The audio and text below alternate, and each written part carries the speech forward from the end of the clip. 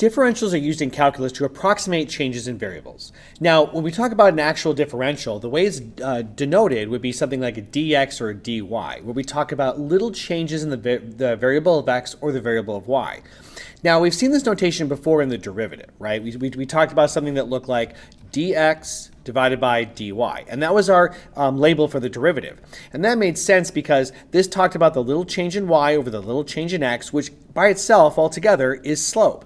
However, when we know that that equals, some expression, some, function that we did the power rule or whatever, we can actually break this notation up. So we can actually solve and move the dy over, and when you do, you can actually talk about specifically just how y is changing based on, values of x and the amount that x changes. So it gives us a way to approximate a change in y.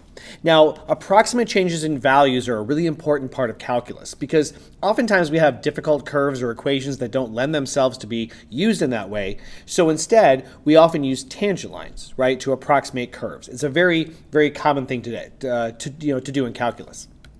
Now, to illustrate how this works, I'm going to do that exact situation. I'm going to give myself a real basic curve here, and I'm going to use a tangent line to approximate the change in the curve. Because again, there are times that it's quicker, easier to do that versus actually working with the curve itself.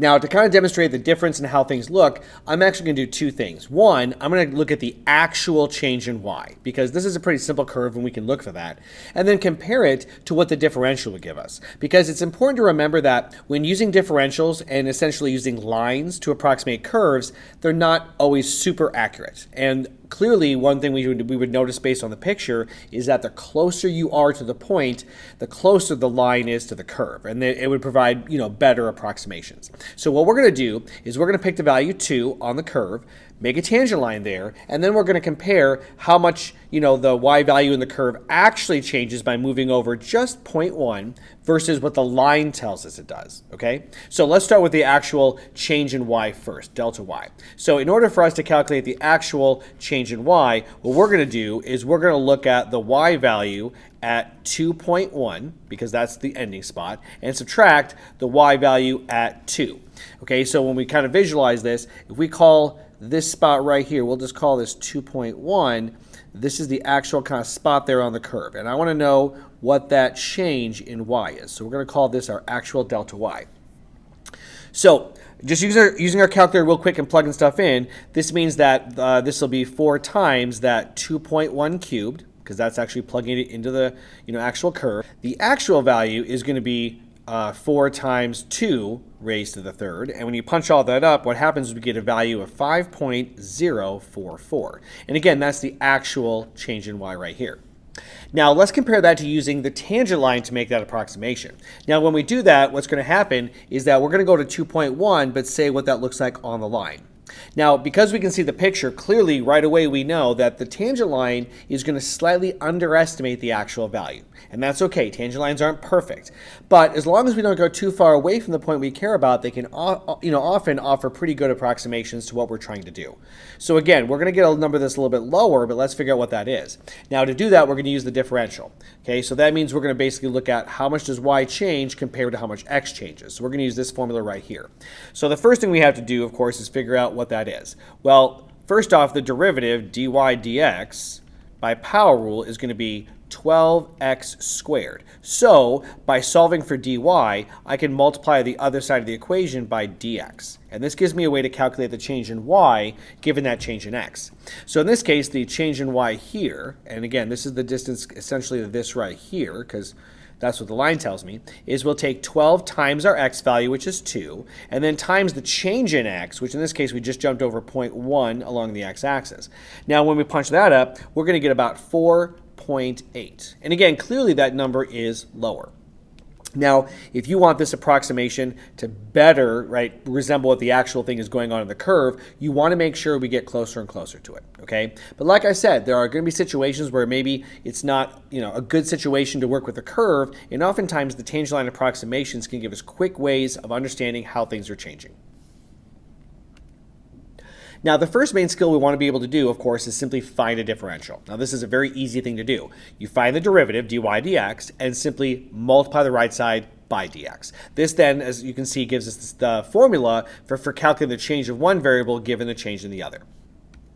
So let's try a couple examples. So we have y equals 3x to the fourth. So that means the derivative, right, will be dy dx equals 12x cubed. So if we want to figure out the differential, we simply multiply dy to the other side. Sorry, dx to the other side and get dy by itself. So multiplying that over gives me 12x cubed dx. And this will be our differential.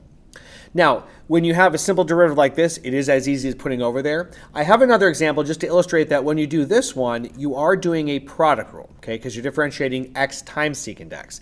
And so because the product rule gives us a sum, we want to make sure we use grouping symbols, okay? So doing the product rule gives us 1 times the secant of x plus x times the derivative of secant of x, which is the secant of x times the tangent of x. So that's my product rule, but all of that, right, is what we're going to need to multiply by dx. So when I solve for dy, you want to make sure all of that gets put into parentheses. That way, when we do this, technically, the entire derivative gets multiplied times the change in x, which is exactly what needs to happen. Now, one of the things we can use differentials for, aside from just approximating curves with tangent lines, would be to look for error calculations, okay? And what we mean by that is, oftentimes when you're calculating different formulas, whether it be like areas and volumes and things like that, the measurement you're using may not be perfect. And clearly, if the values that you're using aren't perfect and maybe off by a little bit, when you then use them to calculate a volume, an area, or some other sort of calculation, that is going to show up in that calculation, right? It's going to change what the actual volume or area, whatever it may be, would be calculated. So what we're going to look for is, if our values that we're using are off a little bit, we're then going to calculate, well, what percent of an error could be, could occur based on what the actual, measurement needs to be. So, for example, let's look at the radius of a circular disc, okay? So we have this disc, we're going to measure the radius of it, and the radius we measure is 24 centimeters.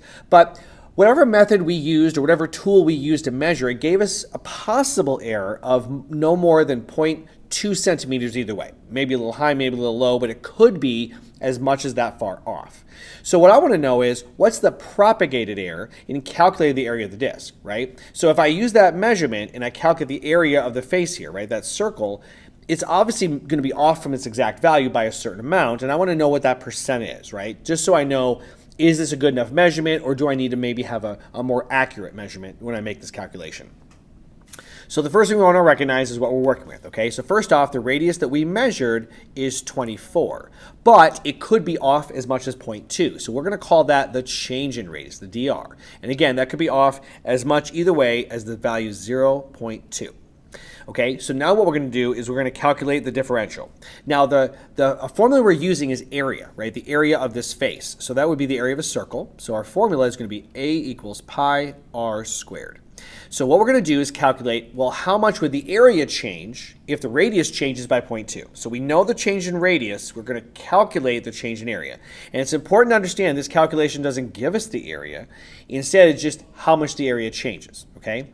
So let's go ahead and find the derivative. Okay, so in this case, the derivative is dA dr, because we're comparing the rate of change of area with a variable r. And then by power rule, this would be 2 times pi times r to the first. So to get our differential, that means that the change in area is equal to 2 times pi times the radius times the change in r. So to make the calculation, we'll simply plug our numbers in. So the amount that the area could change by is going to be equal to 2 times pi. We measure the radius to be 24 and the change in radius to be 0.2. So when you punch that up, it tells us this is going to be approximately, and we'll go ahead and put the plus or minus on there because it could be above or below based on that 0.2, about 9.6 pi. And since we're measuring this in centimeters, it's actually 9.6 pi square centimeters. Now, that by itself may seem like a lot or not, we don't know, and that's why in addition to calculating how far off the measurement of area might be, we're going to compare that to what we think the area's measurement is to give it as a percent, because sometimes that can communicate better how good our original measurement was. So to do that, we're going to take the change in area, okay, so how much it might be off by, divided by our actual calculation for area. Now again, we know that the change in area here is going to be that plus or minus, 9.6 pi either way. And the actual measurement of area means we're just going to plug this 24 here into our area. So that means we're going to get pi times our measurement of 24 squared.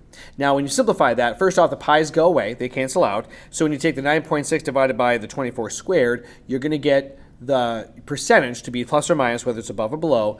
The decimal is 0.017, so we look at that as exactly 1.7%. That's how much it changed by. And so again, that might give us a better investigation into whether or not this measurement's good enough, or maybe we should find something better. Now, let's try it again, but this time looking at the measurement of a ball bearing, okay? Now, using the tool, as you can see illustrated, we calculate the radius of the ball bearing to be 0.7 inch. And this measurement can be correct within 0.01 inch of the actual measurement. So we're going to now look at how that might affect the volume of the ball bearing. All right, so just like before, because we're similarly doing a circular idea, the radius we measured, okay, is going to be that 0.7, and it could be off, my DR, by 0.01. Now, the volume defines the volume formula for a sphere, okay, because I have it jotted down here, is 4/3 times pi times the radius cubed. So what we're going to do, of course, is find that differential. Now, for this one, I'm going to go ahead and just not only find the derivative, but at the same time, multiply the dr to the other side. So by power rule, 4/3 times 3 is just 4. We have pi, it becomes r squared, and again, at the same time, I'm going to go ahead and move dr over. So let's calculate how much could the volume measurement be off by if the radius measurement is off by as much as 0.01. So that means we'll put 4 pi. We measure the radius to be 0.7, and it could be off by as much as 0.01. So when we punch all that up and get the answer, that means it could be off as much as 0.028 pi. And since we're measuring this in volume, that's going to be in cubic inches. Now, again, that number may or may not mean a lot. So if we go ahead and calculate how much that is compared to the actual measurement of volume, we can find the percent error, which might, better communicate how good the measurement is. So for this one, of course, we're going to find the change in volume divided by the actual volume calculation. So we'll take our 0.028 pi, and we're going to divide that by the actual measurement. So this is going to be the 4/3 times pi, and again, our radius measurement was 0.7, so we're going to go ahead and cube that. Now, when you punch that up, again, conveniently, the pi's, of course, cancel, and what that gives us is 0.061. So we can take away from that is that the volume could be off by as much as 6.1%. And if that's, significant enough to make it, you rethink your measuring process, that might be the case. Now, we're going to do a little bit different style problem here where we have this hemisphere, and what we're going to do is talk about how much paint might be needed to cover this. Now, we're going to do that by calculating the actual diameter of the hemisphere and then saying, what if we increase that diameter by the thickness of the paint? And then if we calculate how much the volume changes, right, that extra little layer of paint on the outside, it'll tell us how much paint's needed to cover it, okay? So we're going to say that the diameter of this hemisphere is 50. We're going to add 0.05 to that measurement, right? And then we're going to figure out, well, how much would that change the volume? Because if I add that much as far as thickness on it, that's going to, and I put that in the formula for the differential, we'll know the additional volume that would change from the original. So the radius measurement is going to be 25 since the diameter was 50, and the change in that radius measurement is going to be 0.05. Okay, so if I add that amount of extra, as far as the thickness of the paint, we'll figure out how much the volume is going to change and how much paint we need. Now, the volume, just like before, is going to be that 4/3 pi r cubed. But because we're doing a hemisphere, we need to cut that in half. So our formula is actually 1/2, and then we have the 4/3 pi r cubed on the inside here. And if we simplify that, that means the volume of the hemisphere is going to be 2/3 pi r cubed. So let's go ahead and find the differential. So we'll do the derivative and at the same time move the dr over. So 2/3 times 3, okay, that's going to give us just 2 pi r squared, and then put the dr. So the change in volume, right, that happens when you increase the radius by 0.05 is going to be 2 times pi times our radius measurement of 25 squared times the increase in our radius, like that. And when you punch that up, we get about 62.5 pi. Or if you want to make a decimal out of it, 196.350 approximately cubic centimeters. And again, that just gives us a sense of how the volume would change if we increase that amount to that measurement, right? So if that's the thickness of the paint, that's the additional volume that's going to result. So that would calculate the amount of paint needed to cover the hemisphere.